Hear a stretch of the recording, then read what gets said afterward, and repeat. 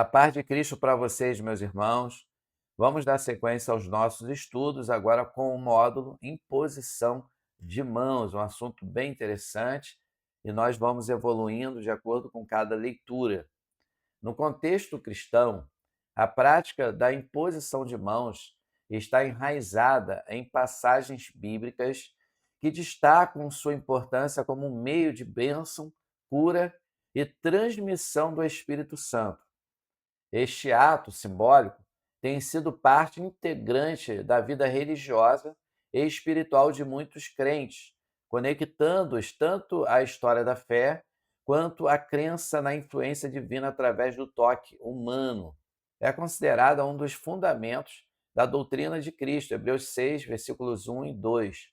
Por isso, pondo de parte os princípios elementares da doutrina de Cristo, deixemo-nos levar para o que é perfeito, não lançando de novo a base do arrependimento, de obras mortas e da fé em Deus. A Bíblia dá 5 razões para a imposição de mãos. Primeira razão, cura. Lucas 4:40, Marcos 16, 17 e 18. Ao pôr do sol, todos os que tinham enfermos de diferentes moléstias lhes traziam, e ele os curava, impondo as mãos sobre cada um. Estes sinais hão de acompanhar aqueles que creem. Em meu nome expilarão demônios, falarão novas línguas, pegarão em serpentes, e se alguma coisa mortífera beberem, não lhes fará mal. Se impuserem as mãos sobre enfermos, eles ficarão curados. Segunda razão, recebimento do Espírito Santo. Atos 8, versículos 14 e 17, Atos 19, versículos 1, 2 e 6. Ouvindo os apóstolos que estavam em Jerusalém, que Samaria recebera a palavra de Deus, enviaram-lhe Pedro e João, os quais, descendo para lá, oraram por eles para que recebesse o Espírito Santo. Porquanto não havia ainda descido sobre nenhum deles, mas somente haviam sido batizados em nome do Senhor Jesus. Então lhes impunham as mãos e recebiam estes o Espírito Santo. Aconteceu que, estando Apolo em Corinto, Paulo, tendo passado pelas regiões mais altas, chegou a Éfeso e, achando ali alguns discípulos, perguntou-lhes: Recebestes, porventura, o Espírito Santo quando crestes? Ao que lhe responderam: Pelo contrário, nem mesmo ouvimos que existe o Espírito Santo. E impondo-lhes Paulo as mãos, veio sobre eles o Espírito Santo, e tanto falaram em línguas como profetizavam. Terceira razão, conceder um cargo a alguém ou separar para uma obra específica. Aí a gente vê Atos 6, 2, 6. Então os 12 convocaram a comunidade dos discípulos e disseram: Não é razoável que nós abandonemos a palavra de Deus para servir as mesas. Mas, irmãos, escolhei dentre vós 7 homens de boa reputação, cheios do Espírito Santo e sabedoria, aos quais encarregaremos deste serviço. E quanto a nós, nos consagraremos à oração e ao ministério da palavra. A oração e o ministério da palavra estava se referindo aqui aos apóstolos. E esses irmãos que estavam sendo separados era para o diaconato. O parecer agradou a toda a comunidade eleger Estevão, homem cheio de fé e do Espírito Santo, Filipe, Prócoro, Nicanor, Timão, Pármenas e Nicolau, prosélito de Antioquia. Apresentamo-nos perante os apóstolos e estes, orando, lhes impuseram as mãos. Na hora de levantar esses homens ao ministério, para o diaconato, eles foram lá e colocaram ali as suas mãos sobre a cabeça. A imposição de mãos é uma prática da igreja. Ela não é uma ordenança, né? Uma ordenança da igreja, mas é uma prática. Quarta razão, consagrar ao ministério. Atos 6:6, 13:3, 1 Timóteo 4:14. Apresentaram-nos perante os apóstolos e estes, orando, lhes impuseram as mãos. Então, jejuando e orando, e impondo sobre ele as mãos, os despediram. Não te faças negligente para com o dom que há em ti, o qual te foi concedido mediante profecia, com a imposição das mãos do presbitério. Quinta razão: dons podem ser concedidos para o ministério através da imposição de mãos, de acordo com a vontade do Espírito Santo. Primeira carta de Paulo aos Coríntios, capítulo 12, versículo 11. Mas um só é o mesmo Espírito, realiza todas essas coisas, distribuindo-as como lhe apraz a cada um individualmente. Quando impomos as mãos sobre alguém para ordenar, estamos apenas confirmando a chamada de Deus e não a criando. Se uma pessoa não estiver demonstrando tal chamada para o ministério na sua vida, é improdutivo impor as mãos sobre ela e ordená-la.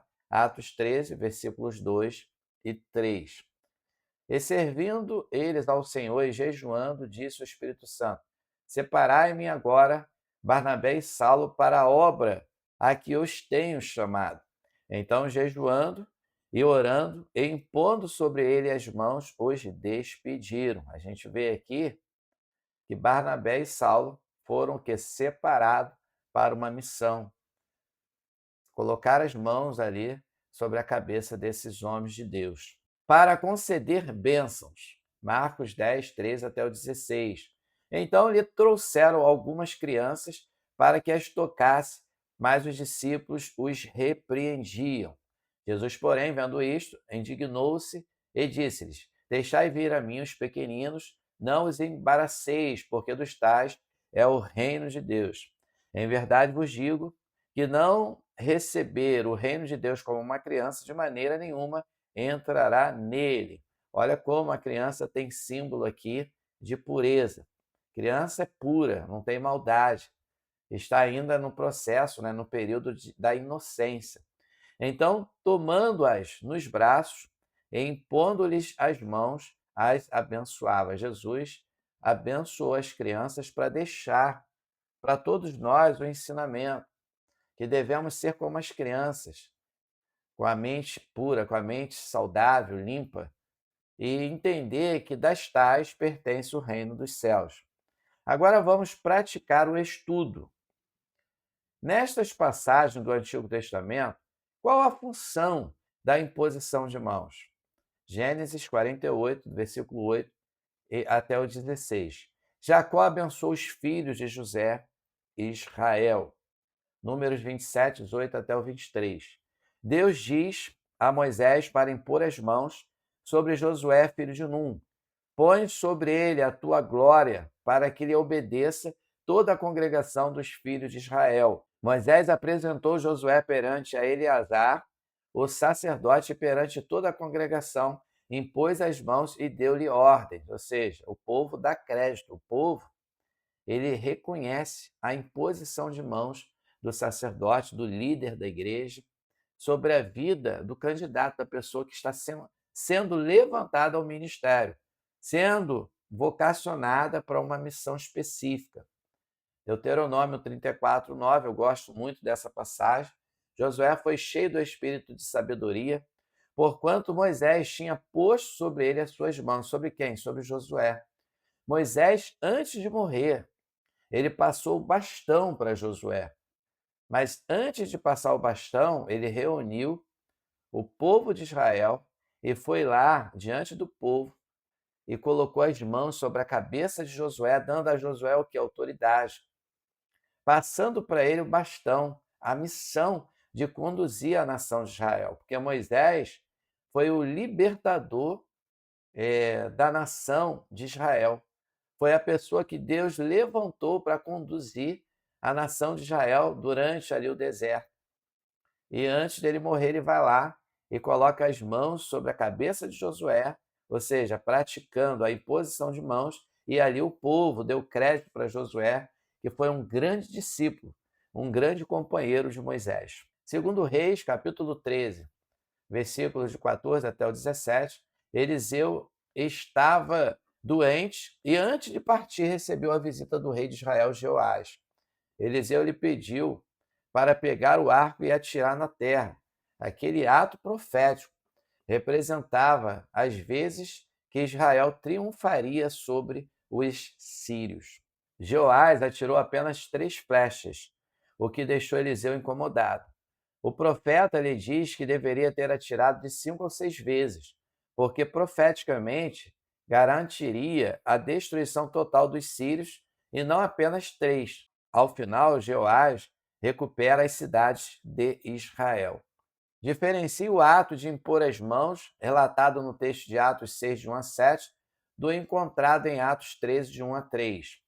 Em Atos 6, de 1 a 7, era costume, desde então, impor as mãos como uma formalização do serviço, pois servia como um sinal de aliança, elo entre as duas partes envolvidas no ato. Nessa passagem, impuseram as mãos sobre Estevão. Em Atos 13, de 1 a 3, Barnabé e Saulo foram confirmados em seu chamamento após um processo de jejum, oração e imposição de mãos. Em Éfeso, Paulo encontrou discípulos que não tinham recebido o Espírito Santo. Ao impor-lhes as mãos, o Espírito veio sobre eles e começaram a falar em línguas e a profetizar. De acordo com o texto, qual o significado desse ato de Paulo? O batismo nas águas significa arrependimento dos pecados. O batismo do Espírito Santo significa o selo do Espírito Santo. Na conclusão, eu quero destacar que a imposição de mãos é uma prática rica em significado espiritual e simbolismo. Através de referências bíblicas, podemos observar como essa ação foi empregada para abençoar, transmitir dons espirituais, curar e fortalecer a fé. Embora as interpretações possam variar entre diferentes denominações e crenças, a imposição de mãos continua sendo uma expressão tangível da busca por conexão com Deus e da manifestação do poder espiritual. Já é cultural. No final de um apelo, no final do culto, o pastor faz o apelo, o pregador. As pessoas que estão na igreja, no santuário, na nave principal da igreja, elas vão até a frente, querendo ali receber uma oração, uma imposição de mãos, crendo na sua cura, na sua restauração, no milagre que foi buscar. Por mais que ela acredite que a oração dela pode muito em seus efeitos, mas ela defende a fé do ato da imposição de mãos pela autoridade do pregador, da pessoa que está orando, daquele momento que ela precisa ali de um milagre, de uma resposta. Às vezes a pessoa está passando por um período de enfermidade ou com algum problema emocional, alguma situação no casamento. Não importa qual seja o problema, a pessoa está lá carente de Deus, necessitada de quê? De uma ajuda, de mais uma oração, de uma imposição de mãos. Ela vai até a frente crendo e muitas das vezes essa pessoa recebe um milagre, recebe a cura. Naquele momento que a pessoa coloca as mãos sobre a cabeça do outro irmão ou da outra pessoa, a pessoa totalmente é curada por causa da fé. Tudo por causa da fé. Mas é uma prática que a igreja continua fazendo, porque ela acredita sim que a imposição de mãos tem um decreto, tem uma autoridade da parte de Deus. Eu tenho certeza que esse momento com a palavra é fundamental para agregar com cada módulo que já estudamos. E esse módulo, a imposição de mãos, ele é fundamental. Ele é vivido diariamente na vida das igrejas. Que Deus te abençoe rica e abundantemente.